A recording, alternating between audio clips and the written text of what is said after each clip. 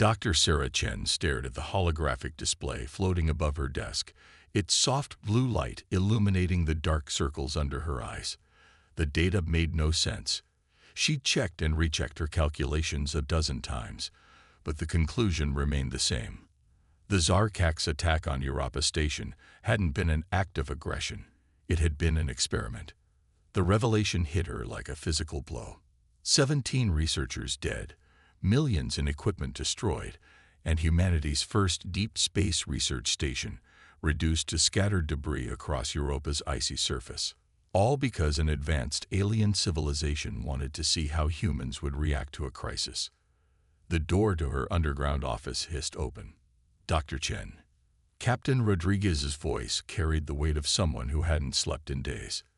The Zarkak's delegation has arrived. The Secretary General is requesting your presence at the meeting. Sarah gathered her tablets and straightened her wrinkled uniform. Have they explained why they attacked us yet? No. Rodriguez's jaw tightened, but they've made it clear that this meeting will determine Earth's status in the galactic community. The walk to the diplomatic chamber felt surreal. 3 months ago, Sarah had been studying bacterial samples from Europa when the Zarkak ships appeared in Earth's orbit. Now she was part of humanity's first official contact team, chosen because she'd been the one to decode the pattern in the attack data. The diplomatic chamber had been hastily constructed a kilometer beneath the Nevada desert. As Sarah entered, she was struck by the contrast between the human and alien delegations. The Earth team wore their best suits and military uniforms, trying to project strength and dignity. The Zarkaks, however, seemed almost casual in their shimmering, translucent bioarmor. High Ambassador Ixel, the Zarkak's leader, stood nearly 3 meters tall. Their crystalline exoskeleton refracted light in mesmerizing patterns, and their 4 upper limbs moved with unsettling precision. Dr. Chen, they spoke through their universal translator. We have reviewed your analysis of the Europa incident. Sarah felt a chill run down her spine. The ambassador's tone carried no emotion, no hint of remorse for the lives lost. Then you admit it was a test? Of course. Ixel's head tilted at an angle that reminded Sarah of a curious bird. How else could we evaluate your species' problem-solving capabilities? Your response was unexpected. Secretary General Martinez stepped forward, her voice tight with controlled anger. 17 people died in that evaluation. Yes, Ixel responded, and yet your surviving staff attempted to save the station until the final moment. They improvised solutions our simulations indicated were impossible. They violated safety protocols, ignored standard emergency procedures, and displayed what our analysts can only describe as illogical behavior. Sarah's hands clenched around her tablet. They were trying to save lives. Human beings don't just follow protocols when our people are in danger. Precisely. Ixel's translator couldn't quite capture the strange harmonics in their voice. Your species consistently defies probabilistic models. You achieve outcomes that our most advanced quantum computers calculate as statistically impossible. This makes you problematic. The room temperature seemed to drop several degrees. Problematic? Martins asked. Yes, the Zarkak's Confederation maintains peace through predictability. All member species must demonstrate rational, calculable behavior patterns. Your species. Ixel paused, their crystalline structure shifting colors slightly. Your species introduces chaos into ordered systems. Sarah stepped forward, ignoring Rodriguez's warning glance. You're afraid of us because we don't think like you do. Fear is irrelevant. We are concerned about stability. The Europa test confirmed our preliminary observations. Humans routinely violate established parameters. You find solutions that should not exist. You succeed where failure is mathematically certain. That's called innovation. Sarah countered. Creativity. It's what makes us human. It makes you dangerous. Ixel raised all 4 upper limbs in what might have been a gesture of emphasis. However, the Confederation's Council has decided to offer you a choice. Martinez's eyes narrowed. What kind of choice? Your species will face a series of trials designed to measure your potential for disruption. If you pass, Earth will be granted provisional status in the Confederation, under strict oversight. If you fail, your system will be quarantined. No space travel beyond Mars. No contact with other civilizations. Permanent isolation. The human delegation erupted in protests, but Sarah barely heard them. Her mind was racing, analyzing patterns just as she had with the Europa data. You're still testing us, aren't you? Even now, in this room, this is part of your evaluation. Ixal's crystalline form shimmered with what might have been appreciation. Your insight proves our point, Dr. Chen. Yes, everything is data. Your reactions, your emotions, your inability to accept parameters. Then let me give you more data. Sarah stepped closer to the towering alien, ignoring the security officer's nervous movements. Humans don't just break parameters when we need to. We rewrite them. We don't just solve problems. We change the rules of the game. And if you try to isolate us, to cage us in our own solar system, you'll discover just how creative we can be. The room fell silent. Ixal studied Sarah for a long moment, their crystalline structure cycling through a series of colors. Finally, they spoke. Your response has been noted, Dr. Chen. It will be added to our behavioral analysis. The trials will begin in 7 of your Earth days. Choose your champions carefully. As the Zarkax delegation shimmered and teleported away, Sarah turned to Martinez. They're making a fundamental mistake. What's that? They think they can quantify the human spirit. They think they can put our creativity in a box and measure it. But they're about to learn what every force in human history has discovered when they try to contain us. Rodriguez raised an eyebrow. And what's that, Doctor? Sarah allowed herself a small smile. That the moment you tell a human something is impossible, you've just guaranteed they'll find a way to prove you wrong. Martinez nodded slowly. Then we better make sure we send them the most impossible humans we can find. As Sarah left the chamber, her mind was already racing with possibilities. The Zarkax had designed their tests based on their understanding of physics, mathematics, and logic. But they were about to discover that humanity's greatest achievements had always come from those who dared to imagine beyond the boundaries of what was supposed to be possible. 7 days. 7 days to prepare for trials designed by beings who thought they could calculate every outcome. 7 days to prove that the human spirit couldn't be contained by anyone's parameters. The game was about to begin, and humanity was playing for keeps. The selection committee stared at Dr. Chen like she'd just suggested they send a potato to negotiate with the aliens. In a way, she supposed, her proposal wasn't much more conventional than that. "Let me get this straight," General Hammond said, pinching the bridge of his nose. "The fate of Earth is hanging in the balance, and you want us to send a maintenance engineer, a kindergarten teacher, and a retired stunt driver to face the most advanced civilization we've ever encountered." Exactly. Sarah pulled up the holographic profiles of her chosen candidates. Meet Jake Torres, Maria Patel, and Marcus Crazy 8 Johnson. The first image showed a stocky man in his 30s, wearing a worn maintenance uniform. Jake has been keeping the Chicago Arcology running for the past decade. He's famous for fixing impossible problems with whatever he has on hand. Last year, he prevented a catastrophic system failure using nothing but duct tape and salvaged parts from old gaming consoles. "MacGyver in coveralls," someone muttered. Sarah continued, highlighting the next profile. Maria Patel has been teaching kindergarten in Mumbai for 15 years. She specializes in working with children others had given up on. Her methods are unorthodox, but her results are unprecedented. She once taught quantum physics to 5-year-olds using playground games.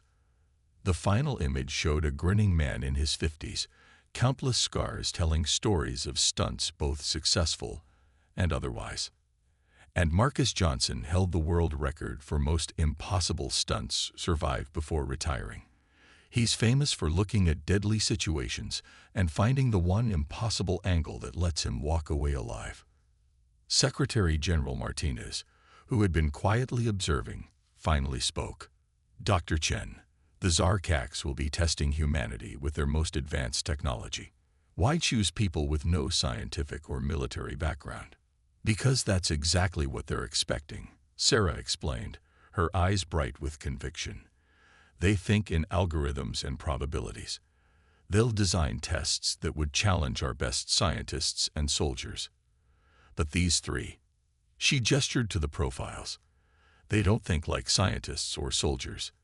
They think like humans at their most human. The room fell silent as the implications sank in. Finally, Martinez smiled. You want to show them something their computers can't predict better. Sarah's grin matched Marcus Johnson's. I want to show them something their computers can't even comprehend. Jake looks at broken things and sees possibilities. Maria understands how to explain the impossible in ways that make it seem obvious. And Marcus has spent his life proving that certain death is just another way of saying you're not looking at it right. The selection committee exchanged glances. General Hammond shook his head slowly. This is insane.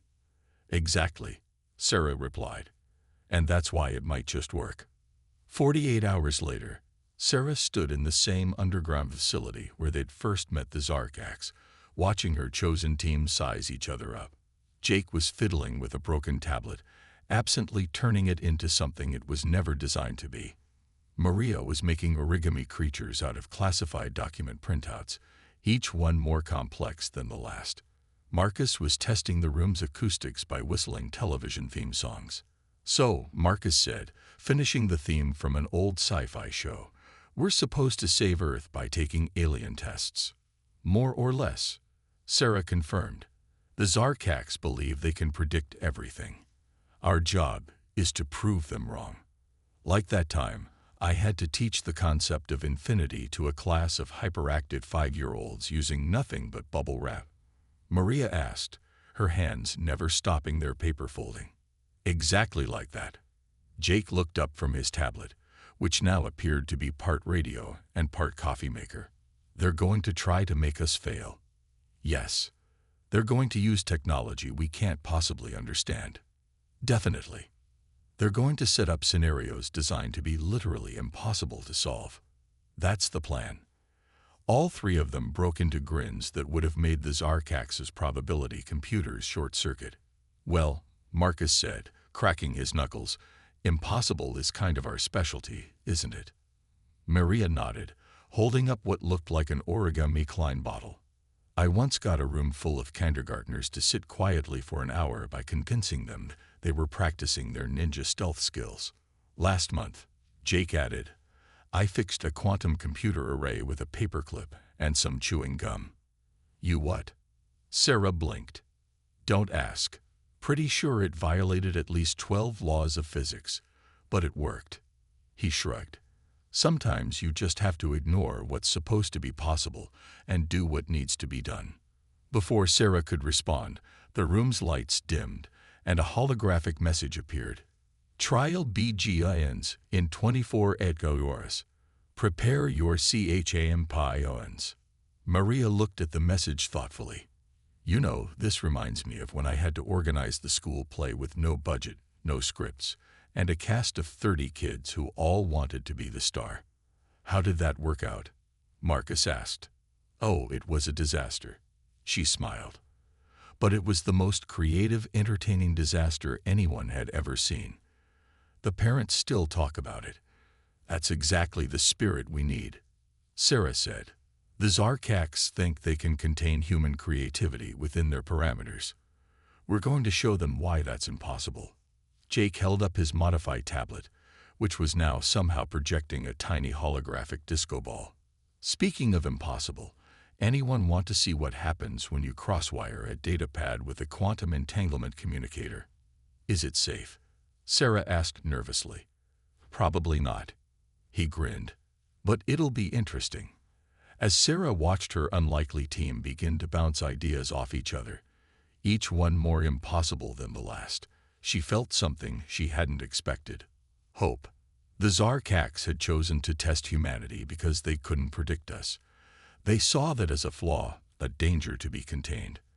But watching a kindergarten teacher explain quantum mechanics using paper animals, while a maintenance engineer built impossible devices and a stunt driver calculated physics-defying trajectories, Sarah realized they'd given humanity exactly the kind of challenge we excelled at, one that everybody said couldn't be done.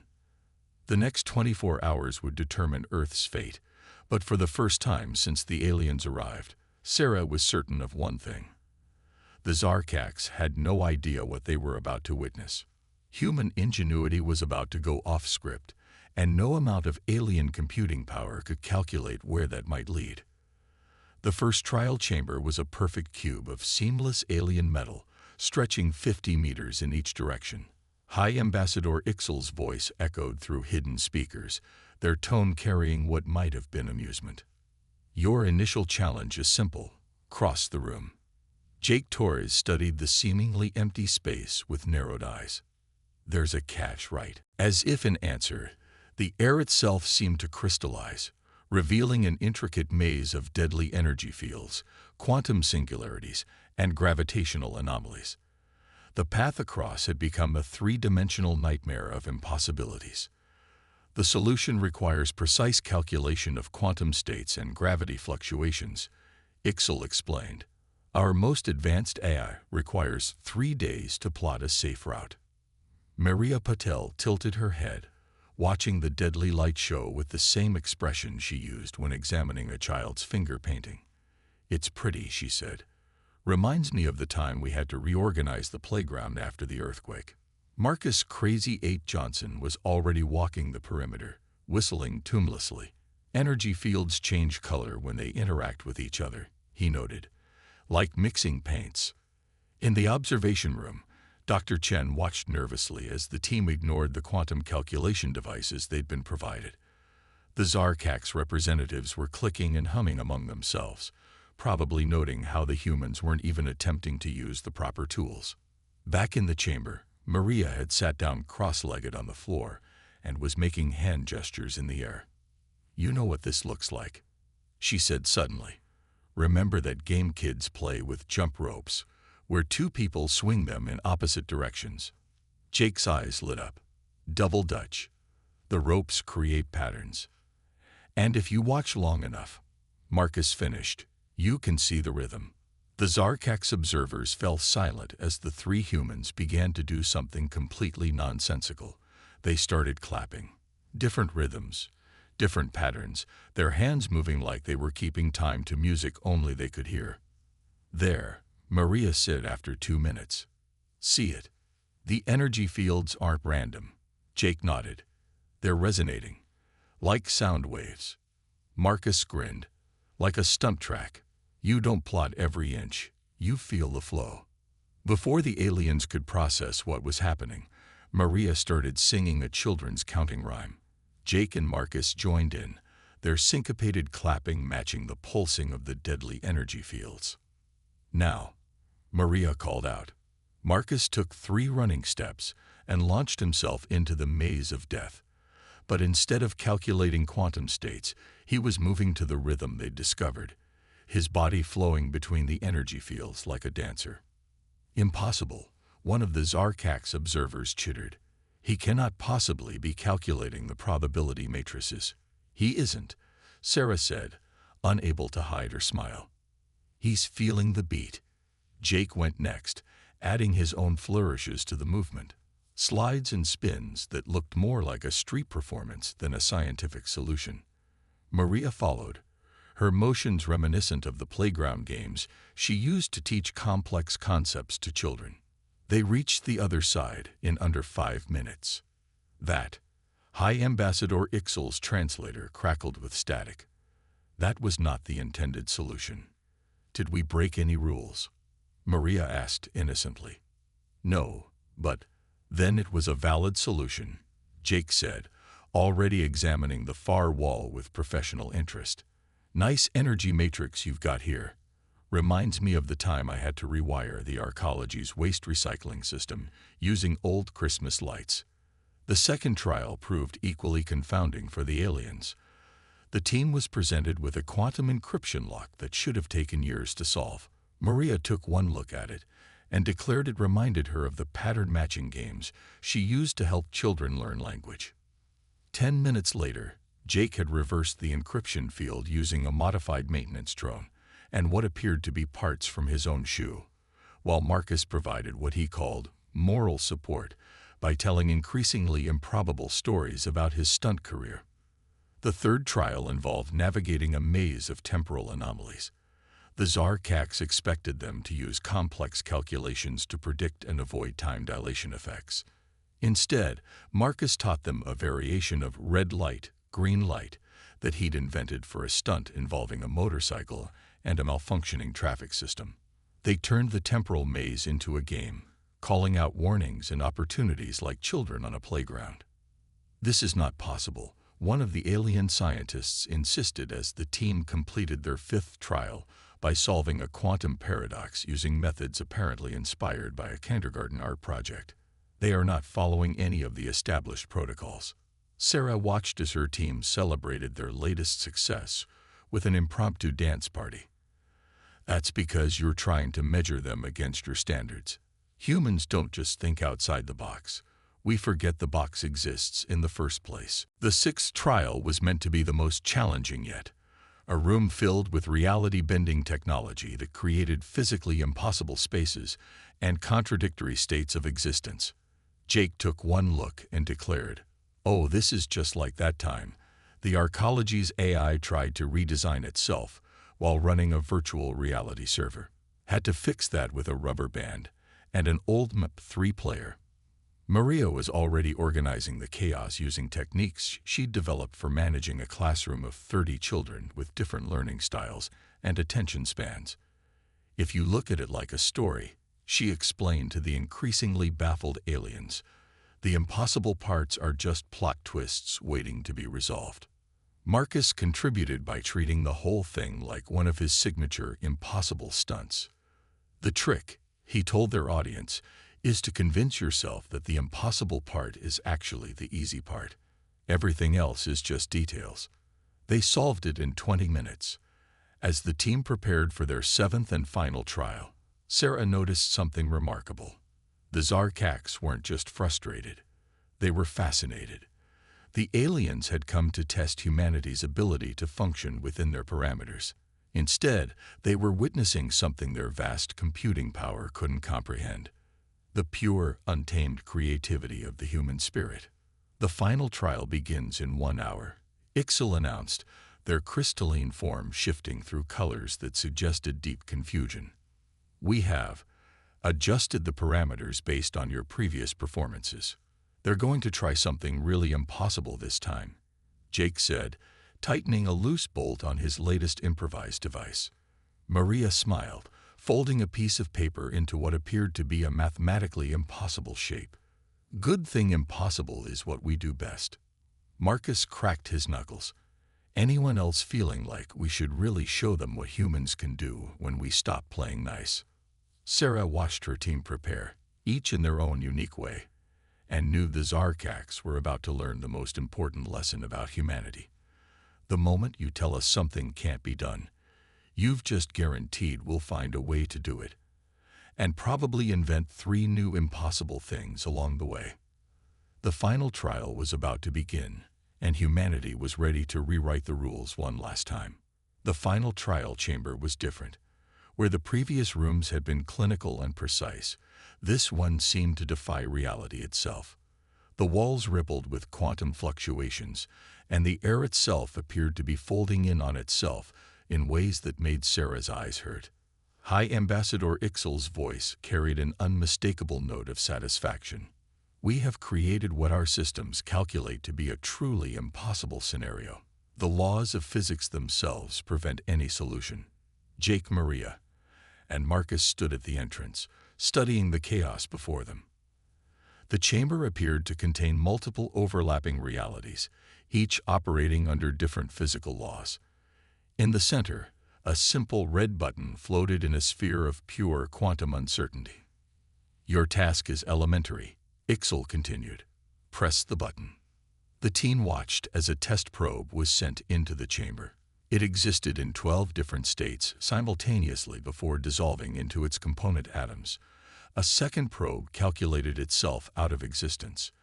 A third simply disappeared, though they could still hear it beeping from a theoretical dimension that shouldn't exist. "Well," Marcus said, scratching his chin, "that's new." Maria was making her thinking face, the one she usually reserved for explaining why the sky is blue to particularly persistent 5-year-olds. "The room isn't just breaking physics," she observed. It's like when my kids all try to tell different stories at the same time." Jake had already taken apart 3 pieces of equipment and was assembling something that looked like a cross between a kaleidoscope and a coffee maker. "The quantum fields are interfering with each other," he muttered. "Like that time, the Arcology's waste management system got cross-wired with the entertainment network. Had to fix that one with paperclips and an old karaoke machine." In the observation room, the Zarkak scientists were recording every movement, every word. Sarah could sense their certainty that they'd finally created a challenge humans couldn't improvise their way through. Back in the chamber, Marcus was doing what he did best, looking at certain death from different angles. "You know what this reminds me of?" he said suddenly. "Remember that stunt I did in Singapore? The one with the motorcycle and the glass building? The one they said was physically impossible?" Jake asked, not looking up from his contraption. "That's the one. Everyone said you couldn't drag a bike through a quantum glass wall because the uncertainty would tear it apart. But what they didn't consider was that uncertainty works both ways." Maria clapped her hands. "Just like when I teach kids about probability using dice. Sometimes the best way to get a specific number isn't to roll better. It's to change what the numbers mean." Jake held up his completed device. It looked impossible, which meant it would probably work perfectly. "If we can't solve the problem using normal physics," he said, "maybe we need to break physics harder than they did." The Zarkak's observers began chittering in alarm as the humans started implementing their plan. Jake's device was somehow creating what he called a quantum resonance cascade, though he admitted he'd made up the term because it sounded cool. Maria was using principles from her classroom management techniques to organize the chaos into more manageable patterns. Marcus was plotting what he called the ultimate impossible stunt. "This is not according to protocol." Ixel's voice carried genuine concern now. "You cannot simply watch us," all 3 humans said in unison. What happened next would be debated in alien scientific circles for centuries. Jake's impossible device created a feedback loop in the quantum chaos. Maria's pattern recognition turned the overlapping realities into something she later described as a multi-dimensional hopscotch court. And Marcus did what he did best. He ran straight into the impossible, moving through the chaos like a dancer through rain. His path followed no logical pattern, but somehow avoided every deadly quantum fluctuation. He jumped between realities like a child skipping between puddles, each step landing exactly where physics said he couldn't possibly be. "He's going to die," one of the Zarkak scientists declared with mathematical certainty. "No," Sarah smiled, "he's going to rewrite your certainty." Marcus reached the quantum uncertainty sphere, turned back to his audience and grinned. Then he did something that made several alien computers crash. He didn't try to press the button. Instead, he grabbed it and pulled. The uncertainty sphere collapsed. The overlapping realities snapped back into place like rubber bands. Jake's device started playing what sounded suspiciously like disco music, and in the center of the chamber stood Marcus, holding what should have been an impossible button, looking for all the world like a street magician who'd just pulled off his favorite trick. "Did we pass?" Maria asked innocently. The room was silent except for the faint strains of "Stayin' Alive" coming from Jake's device. Finally, Ixel spoke, their crystalline form cycling through colors never before seen in their species' emotional spectrum. You changed the parameters of the test itself." "Well, yeah," Jake shrugged, already taking apart his device to build something new. "When the rules don't work, you make better rules." But that's not. You can't. Actually, Maria said in her best teacher voice, I think you'll find we just did. Would you like us to explain how? I have some lovely diagrams that I use to teach quantum uncertainty to kindergartners. They're very colorful. The Zarkax delegation huddled together, their chittering reaching frequencies that made the humans' teeth vibrate. Sarah could almost see their worldview crumbling around them. They had created a test that was mathematically, physically, and fundamentally impossible to solve. And humanity had responded by doing what we've always done. We looked at impossible, shrugged, and found a way to make it possible anyway. When Ixal finally turned back to address them, their translator seemed to be struggling to convey concepts it wasn't designed for. Your species, they said slowly, does not operate according to any known parameters. Thank you, Marcus grinned. That was not necessarily a compliment. We'll take it as one anyway, Maria said. That's another thing we're good at, finding the bright side of anything. As the team prepared to leave the chamber, Jake paused. Oh, by the way, he held up what looked like a small crystalline sphere he'd apparently assembled from parts of his previous device. I think I accidentally solved your unified field theory while I was building that quantum resonator. The math looked like a puzzle one of Maria's kids would draw, so I just sort of filled in the blanks. The sound of alien computers crashing filled the facility. Sarah Chen watched it all with pride. The Zarkax had tried to quantify the human spirit, to contain it within their parameters and probabilities. Instead, they'd learned what every force in history had discovered when they tried to limit human potential. We don't just break through limitations. We transform them into stepping stones to even greater achievements. The final test was complete, but humanity's greatest trial was just beginning. The galaxy was about to learn that impossible was just another word for hasn't been done yet. And humanity was ready to show them just how many impossible things we could do before breakfast. The galactic news feeds couldn't get enough of it. Across thousands of civilizations, the footage played on repeat. 3 humans solving the unsolvable, breaking physics in ways that made quantum scientists cry, and apparently inventing several new branches of mathematics by accident, all while treating it like a particularly entertaining game. Dr. Sarah Chen stood before the Galactic Council, trying not to smile as Jake, Maria, and Marcus sat behind her, already tinkering with, teaching about, and planning stunts through the advanced alien technology that surrounded them. We have reviewed the trial results. The council elders spoke, their multidimensional form rippling with what might have been concern. They are disturbing. Disturbing, Sarah asked innocently, channeling Maria's kindergarten teacher tone. Your species solved impossible problems by simply refusing to acknowledge they were impossible. You broke fundamental laws of physics by treating them as suggestions, and somehow, the elders' form flickered in agitation. You turned a quantum uncertainty chamber into what appears to be a rudimentary entertainment system. Oh, that was Jake, Marcus called out. He says any sufficiently advanced technology is just a really complicated karaoke machine waiting to happen. Behind them, Jake was already taking apart an alien diplomatic terminal, muttering something about how it would work better with parts from an old toaster.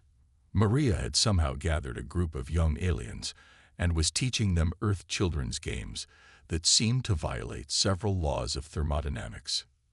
You see, the elder gestured at the chaos. This is exactly our concern.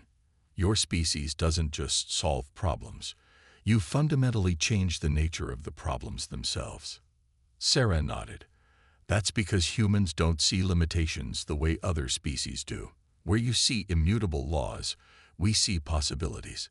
Where you see rigid structures, we see building blocks for something new.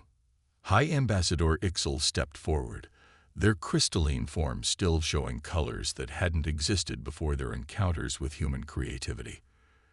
The question before the council is simple. What do we do with a species that refuses to operate within established parameters? I have a better question, Sarah countered. What could the galaxy become if you stopped trying to contain everything within parameters? A murmur ran through the council chamber. Behind Sarah, Jake had apparently just invented a new form of quantum computing using the alien terminal, 3 rubber bands, and what looked suspiciously like a paperclip. Maria's young aliens were learning to play hopscotch in 4 dimensions. Marcus was explaining to a group of fascinated engineers how sometimes the best way to solve a problem was to crash into it at high speed while playing rock music. "Look at them," Sarah gestured to her team. Jake doesn't see technology as fixed systems. He sees possibilities waiting to be recombined. Maria doesn't just teach. She helps others see the universe in new ways. And Marcus, he turns the impossible into his personal challenge. But the chaos, the elder began. "Isn't chaos at all," Sarah interrupted. "It's creativity, innovation, the spark that turns 'it can't be done' into 'it hasn't been done yet.' Humanity doesn't break rules for the sake of breaking them. We transcend them to find better solutions." The council chamber fell silent as Jake's improvised quantum computer started playing what sounded like a remix of classical music and alien harmonics. Several younger council members were now joining Maria's interdimensional game. Marcus had somehow convinced the engineering team to help him plan a stunt that would probably violate several planetary safety regulations. Finally, Ixel spoke. Perhaps we have been approaching this incorrectly. We sought to test whether humanity could function within our parameters. Instead, you showed us that our parameters themselves might be limiting." Sarah smiled. "That's another human specialty, turning tests into teaching moments." The council elders' form stabilized, showing patterns that suggested deep thought.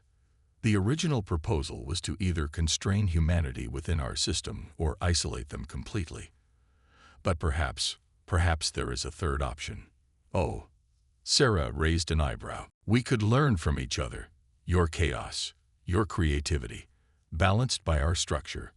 Your ability to see beyond limitations tempered by our understanding of consequences." Behind them, Jake had just explained his new quantum computing principles to the alien scientists using what appeared to be a crayon drawing from one of Maria's impromptu classes.